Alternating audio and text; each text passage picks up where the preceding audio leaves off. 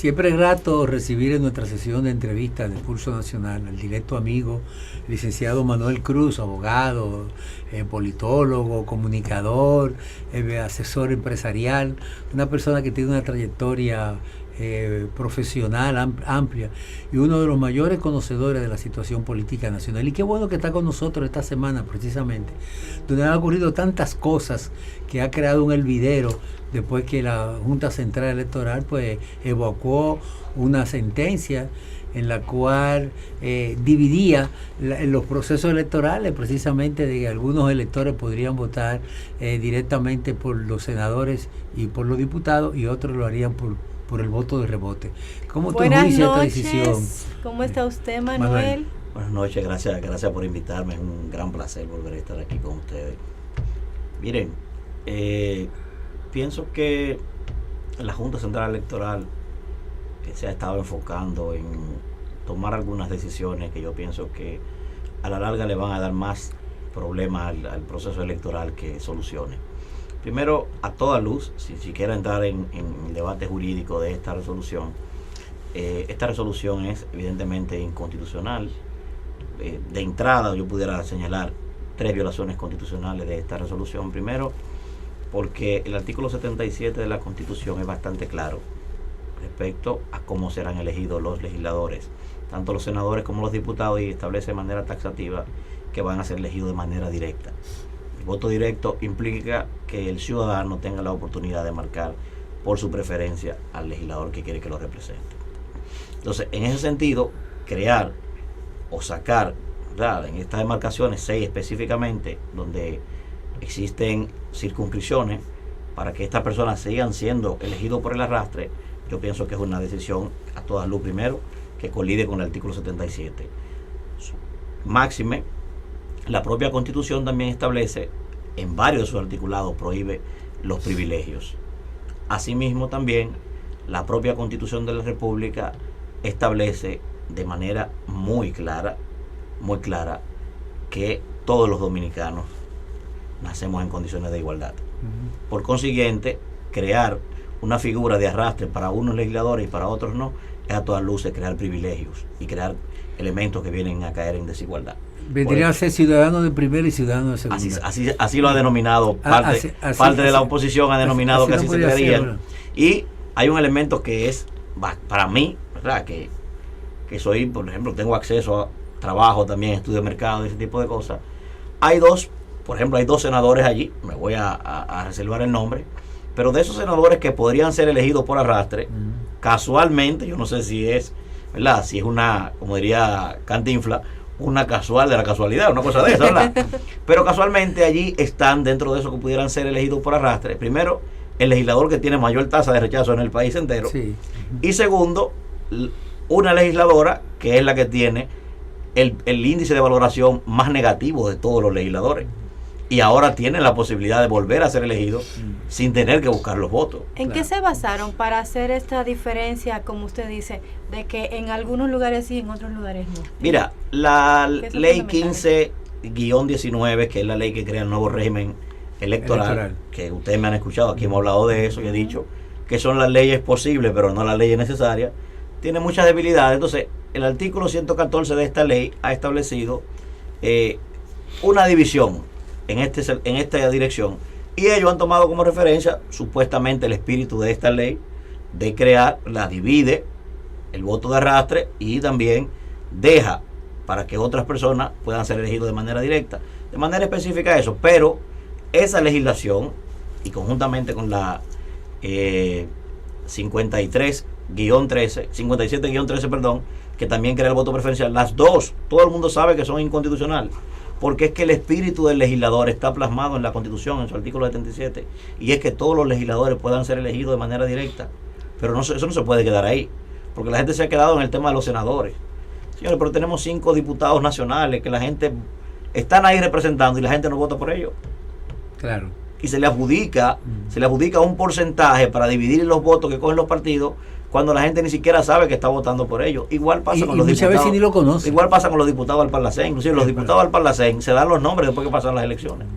Entonces, es inconcebible. Esa distorsión hay que definitivamente es inconcebible seguir en el siglo XXI con un esquema electoral con esa característica. Lamentablemente, es bueno que esta discusión haya salido a la luz pública.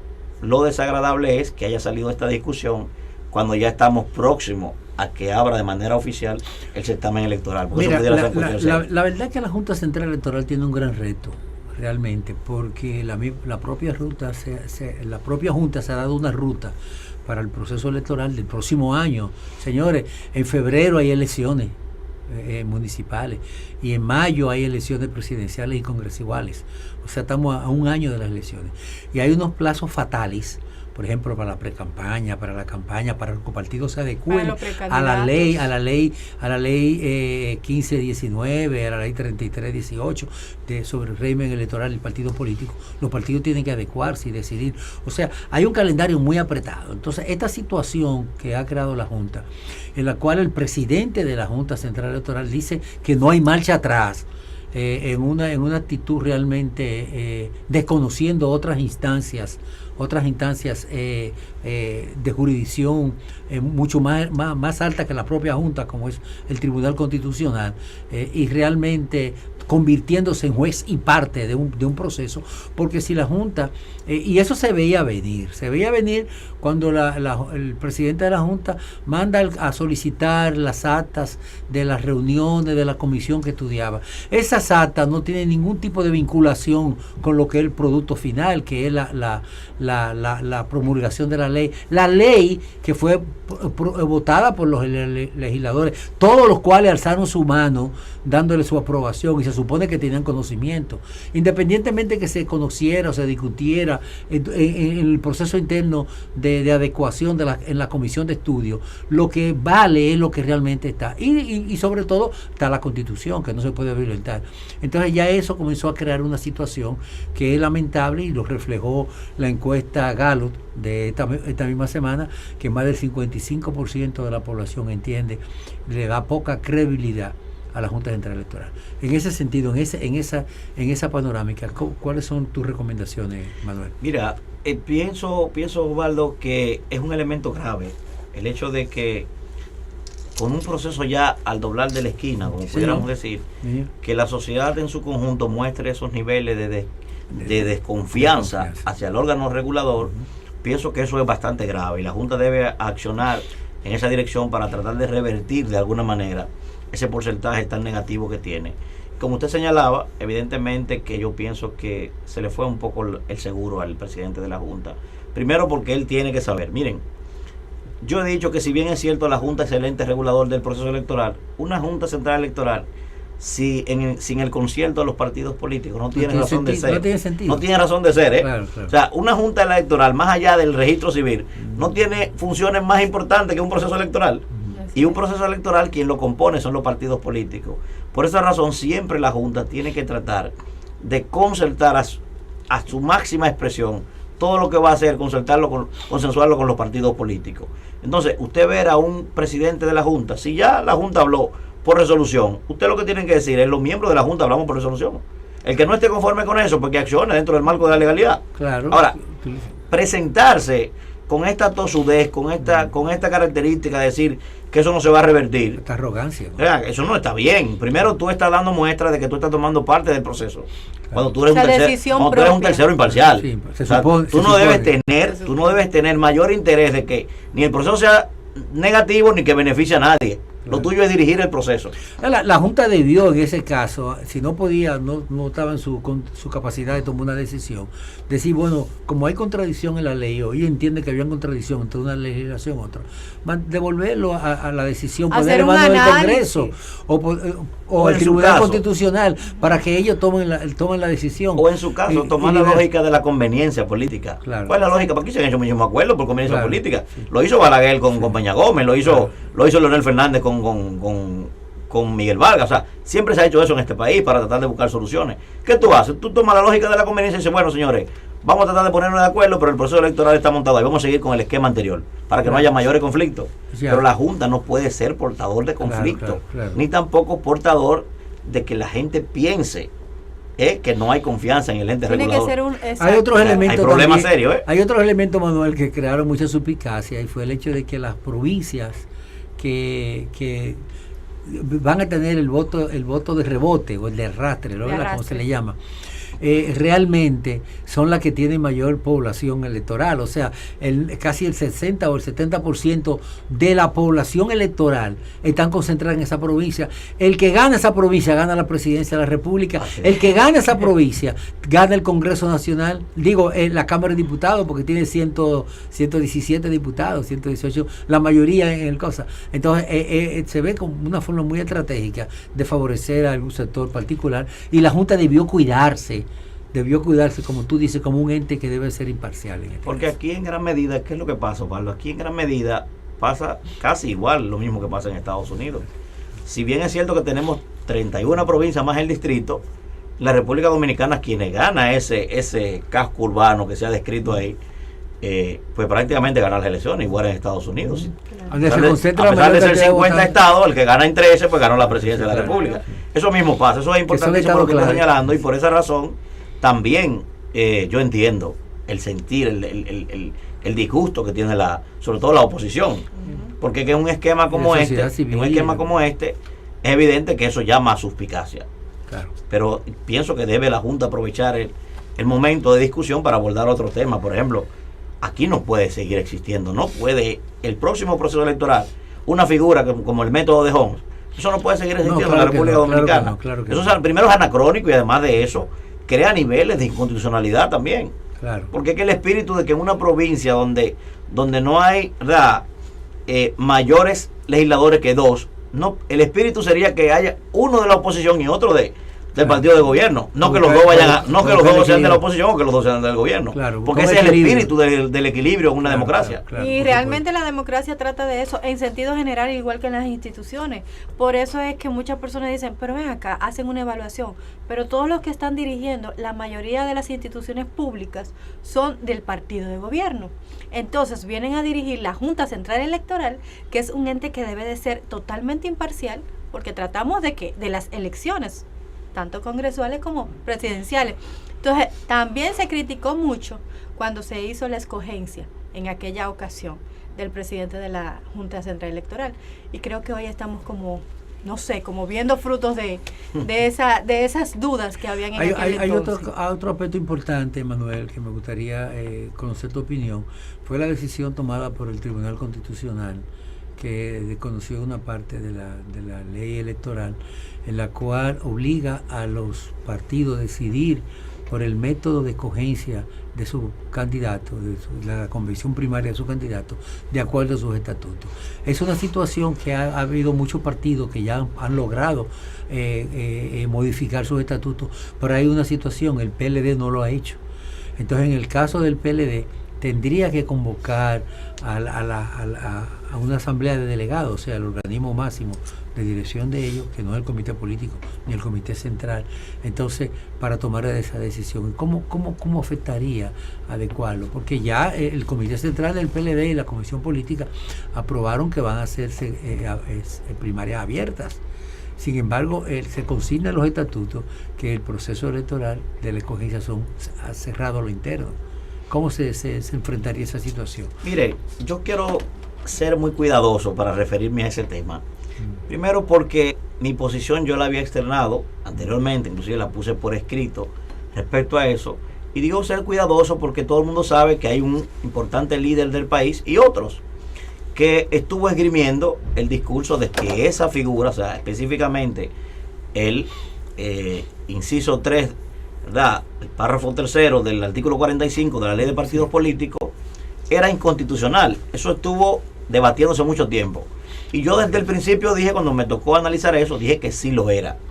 Entonces, inclusive, participé en una comisión en la que se me pidió mi opinión respecto a esos artículos de cara a una posible reforma de los estatutos del PLD, y yo dije que había que tener cuidado. Entendía, inclusive, había dicho que dejaran para diciembre, inclusive, el tema de la forma en la que se iban a escoger los candidatos, si una primaria abierta, tratando de que, ¿verdad?, dentro de ese sobreseimiento, un plazo razonable, el TC pudiera haber decidido sobre eso. ¿Por qué?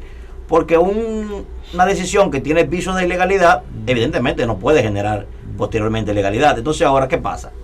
Ya que el tribunal toma la decisión de declarar inconstitucional ese párrafo tercero del artículo 45, entonces la pregunta ahora es, ¿qué va a hacer el Partido de la Liberación Dominicana? Tendría que convocar un congreso. Pero tenemos una situación en contra, que es el tiempo. El tiempo. Porque hay un plazo fatal para los partidos. El tiempo. Entonces yo pienso ahora, y en ese congreso sí puede modificar los estatutos. Claro, el ahora, congreso. Si en los estatutos ellos modifican los estatutos y dicen que la decisión la va a escoger el comité político o el presidente del partido o cualquier órgano, tendría validez. ¿Por qué? Pero tendría que hacerse cambio. Porque la autoridad máxima del partido establece el artículo 10 de los estatutos, es el Congreso Nacional. Pero si el Congreso delega o faculta al comité político, al comité central, un organismo que sea mucho, puede hacerlo perfectamente. Pero recuerden ustedes que en el famoso acuerdo que se hizo en el 2015 para propiciar la reforma constitucional y que el presidente de verdad pudiera presentarse nueva vez como candidato,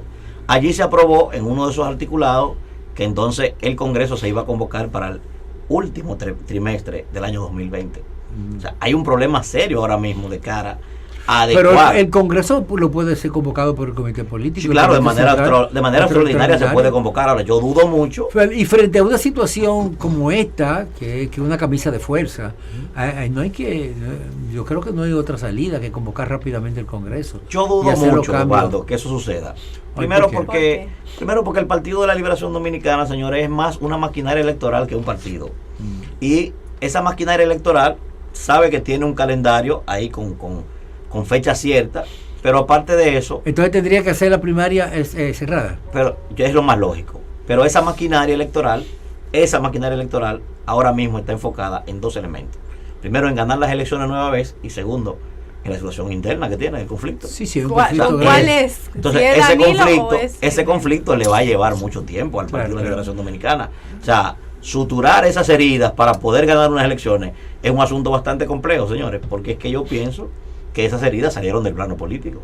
Y esa contradicción interna en el PLD que se han dado todos los partidos, porque no es una cosa única del PLD, la tuvo el PRD cuando Pella Gómez se enfrentó con Jacobo Magluta, la tuvo anteriormente Jacobo con Magluta, con Guzmán, Guzmán con Jorge Blanco. Con Jorge Blanco, o sea, que esas contradicciones se han dado. En el Partido Reformista se dio también. Claro. Se da todavía. No se dio con Balaguer con Peinado. O sea, esa contradicción se han dado. Pero Augusto Lora, pero esa contradicción entre Danilo Medina y Leonel Fernández debió enfrentarse y buscarse una solución a principio de año. Se dejó perder un tiempo vital, porque cualquier entendimiento siempre queda ese sabor amargo del que uno lo tendría que ser candidato y los dos no puede ser. Entonces el que sale derrotado le da tiempo a que las aguas vuelvan a su nivel, entonces se pueda unificar el partido y pueda presentarse con el vigor y la fuerza que demanda de una organización política mayoritaria o la principal partido político del país actualmente. Entonces, como que el mismo plazo de tiempo, la rigurosidad que ha impuesto la Junta Central Electoral actúa en contra ahora, conspira contra esa posibilidad de una unión.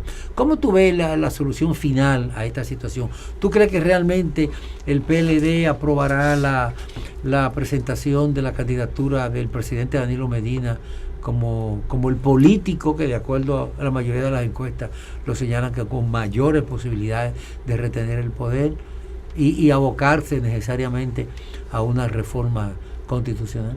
Miren, lo primero que quiero comenzar por el principio, por el tema del conflicto.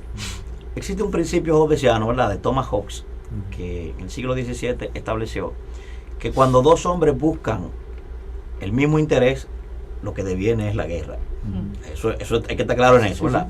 Entonces, aunque parezca paradójico, en este momento es la única vez, bueno, usted lo recuerda perfectamente mejor que yo, los conflictos que se suscitaron entre el ex vicepresidente de la República, Rafael Alburquerque, y Bosch en algún momento, ¿verdad? Sí, claro. Los conflictos que se suscitaron cuando estaba Nelson de Marmolejo, en McPhee, Vicente Bengoa.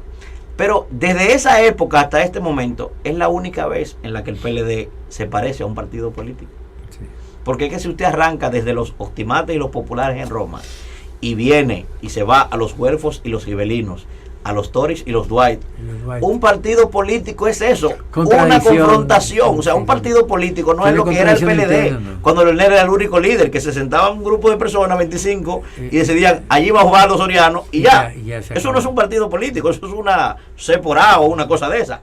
Ahora, dentro de este conflicto, es que el PLD se parece a un partido político, porque esas contradicciones arrojan a la luz pública cosas que los de la base no se dan cuenta nunca si no es sobre la base de un conflicto. Y establece democratiza el partido. Evidentemente, aunque el conflicto ponga en peligro el poder, esa es la realidad. Sí, pero democratiza el partido. Entonces, ¿qué pasa? Miren, yo he dicho, mi posición es la siguiente. Considero que tanto Leonel Fernández como Danilo Medina, los dos tienen luces y sombras, y yo pienso que el país ha observado que las luces son más importantes que las sombras que han acumulado en los gobiernos. Pienso que sin duda, para mí, no sé si estoy equivocado, son los dos mejores gobiernos que yo he visto en los últimos años en este país, pero yo estoy convencido que los dos deberían hacer una pausa. ¿Por qué?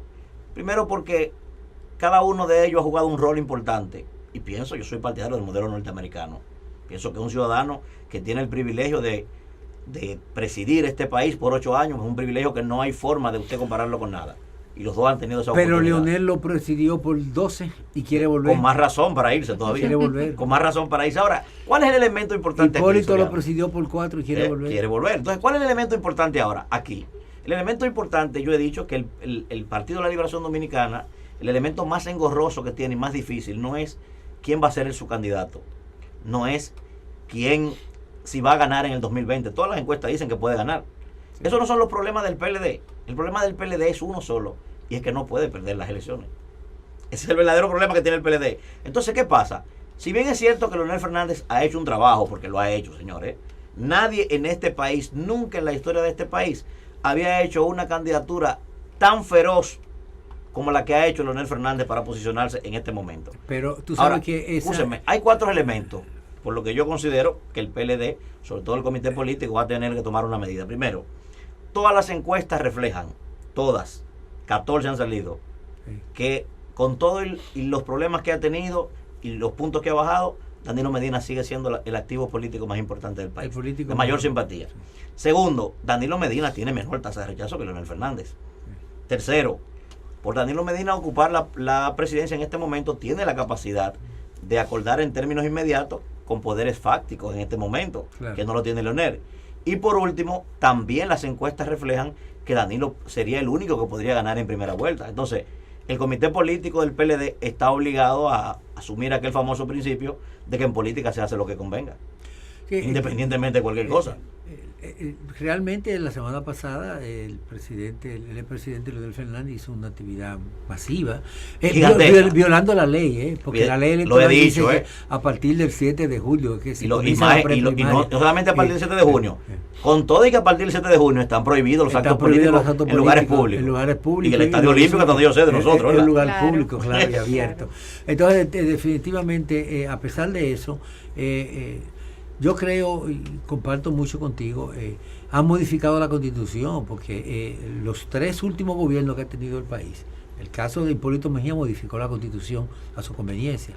Leonel Fernández modificó la Constitución para él poder reelegirse. Trae a su medida. Porque sí, lo hizo, la modificó la Constitución. Sí. Dijo 2 periodos, 1 receso y después volver. Y Danilo Medina la modificó también para poder reelegirse. O sea, los 3 la han hecho y han sido candidatos por lo menos cada uno más de 3 veces. Entonces quizás y esa posición se inscribe la vicepresidenta de la República, que habla de que hay que darle paso a la mujer y a otros precandidatos. Pero lo que tú dices tiene mucho sentido. El sentido de que de todos los políticos valorados, en el caso muy particular del PLD, el único que puede realmente asegurar la continuidad del poder es Danilo Medina, pero hay un impedimento constitucional. Mire que yo pienso. Yo he dicho que la Constitución de la República, la crítica sería si algún legislador se envuelve en el camino de hacer cosas no santas y se motiva a votar para una reforma constitucional por acciones de carácter ominoso. Ahora, si dentro del concierto, de verdad, de que Danilo Medina concite ser un liderazgo que pueda incidir en ello y se vean voluntariamente motivados por eso, pues eso no es criticable. porque la propia Constitución establece los mecanismos en ella para ser reformada. Ahora la pregunta sería, ¿estamos nosotros lo suficientemente maduros para ya establecer en la República Dominicana niveles de institucionalidad, de respeto hacia la Constitución? Muchas gracias, Manuel Cruz. Dejamos por tu esa pregunta participación para que los televidentes en la se concentren. Impulso Nacional. Y a ustedes, amigos televidentes, no se vayan porque hay mucho más en Pulso Nacional.